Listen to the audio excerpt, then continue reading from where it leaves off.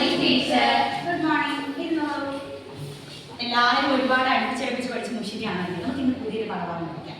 ചലന സമവാക്യം. ന്യൂട്ടന്റെ ചലന സമവാക്യത്തെ കുറിച്ചാണ് നമ്മൾ പഠിക്കുന്നത്. ഇതിൽ നമുക്ക് പഠിക്കാനുള്ളത് ഒന്നാം ചലന സമവാക്യം. അതിന് മുന്നേ ഞാൻ കാര്യം ചോദിച്ചോട്ടെ, എന്താ ഈ ത്വരണം?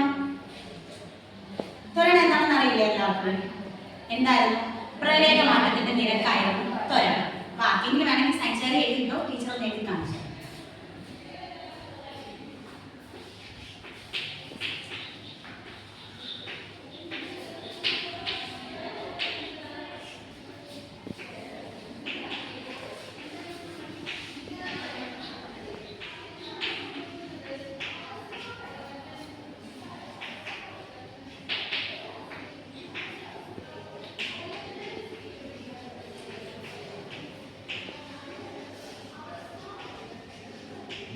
എന്തായാലും ത്വരണം പ്രവേഗമാറ്റത്തിന്റെ നിരക്ക്.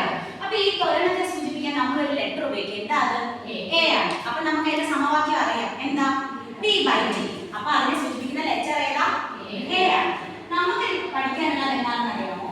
ഈ പ്രവേഗ സമയബന്ധത്തെ കാണിക്കുന്ന ചലന സമവാക്യമാണ്. അത് തന്നെയാണ് എന്തെന്ന് പറയുന്നത് നമ്മുടെ ഒന്നാം ചലന സമവാക്യങ്ങൾ. ഇതിന് വേണ്ടത് നമുക്കൊരു ഗ്രാഫാ. അപ്പൊ നമുക്ക് ഈ പ്രവേഗത്തെയും ചലനത്തെയും കാണിക്കുന്ന ഒരു ഗ്രാഫ് വരട്ടെ. നിങ്ങൾ സയൻസ് ചാനലിലോട്ട് വരച്ചു.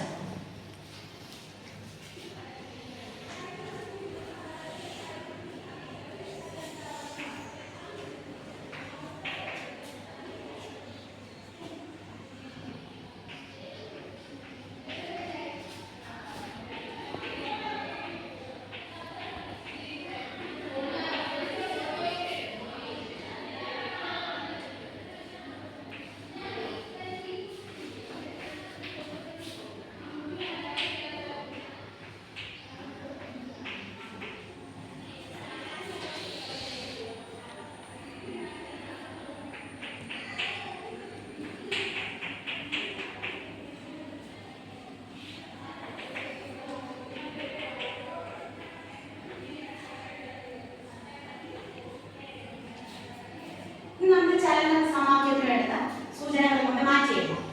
ഇവിടെ നമ്മുടെ കയ്യിൽ എന്താ? PS ഉണ്ട്. ഈ PS എന്ന് പറയുന്നത് എന്തായിരിക്കും? നമ്മൾ പറയുന്ന പ്രവേഗ മാറ്റമാണ്. അപ്പോൾ ഇവിടെ ഒരു ഇനിഷ്യൽ വെലോസിറ്റി, ഫൈനൽ വെലോസിറ്റി ഉണ്ടായിരിക്കും. ഇവിടെ ഇനിഷ്യൽ വെലോസിറ്റി എന്തായിരിക്കും? PS ആയിരിക്കും. PS ഈക്വൽ ടു എന്താ? U ആണ്. ഇതേ PS തന്നെ ആയിരിക്കില്ലേ ഈ A ആണ്. അപ്പോൾ PS equal to A equal to എന്തായി? U ആണ്. ഇനി നമുക്ക് വേണ്ടത് എന്താ? Final velocity. ഫൈനൽ വെലോസിറ്റി എന്തായിരിക്കും? QR ആണ്. QR ഈക്വൽ ടു എന്താ? V. ഇനി പ്രവേഗ മാറ്റത്തിന്റെ നിരക്ക്. അപ്പോൾ എന്ത് വേണം നമുക്ക് ഇനി? സമയം അല്ലേ? ഇവിടെ എന്താണ്? SR ആണ് നമ്മുടെ സമയം എന്ന് പറയുന്നത്. SR equal to T.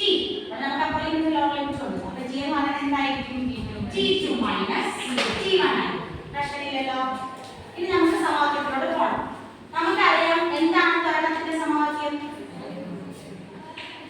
A എന്ന് പറയുന്നത് പ്രവേഗ മാറ്റം സമയമാണ് അല്ലേ?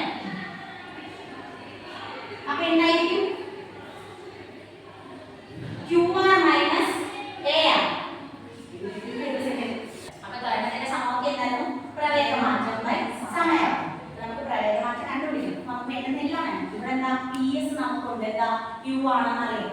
ഈ PS തന്നെയാണ് A ആണെന്നും നമുക്കറിയാം. ഇനി QR നമ്മുടെ കയ്യിലുണ്ട്, V ആണ്. ഇനി നമുക്ക് എന്തുകൂടെ വേണം? QA വേണം. QA കൂടെ കിട്ടിയാൽ നമുക്ക് പ്രവേഗ മാറ്റം എത്രയെന്ന് അറിയാൻ പറ്റുള്ളൂ. അപ്പൊ ഈ QA കണ്ടുപിടിക്കണം വന്നില്ല. നമുക്ക് എങ്ങനെ കണ്ടുപിടിക്കാം? QA എന്ന് പറയുന്നത് എന്തായിരിക്കും? QRA minus AR. QRA minus AR. Okay. ഇനി നമുക്ക് കണ്ടുപിടിക്കുന്നത് എളുപ്പമല്ലേ? അപ്പൊ എന്ന് പറയുന്നത് എന്തായിരിക്കും? A equal to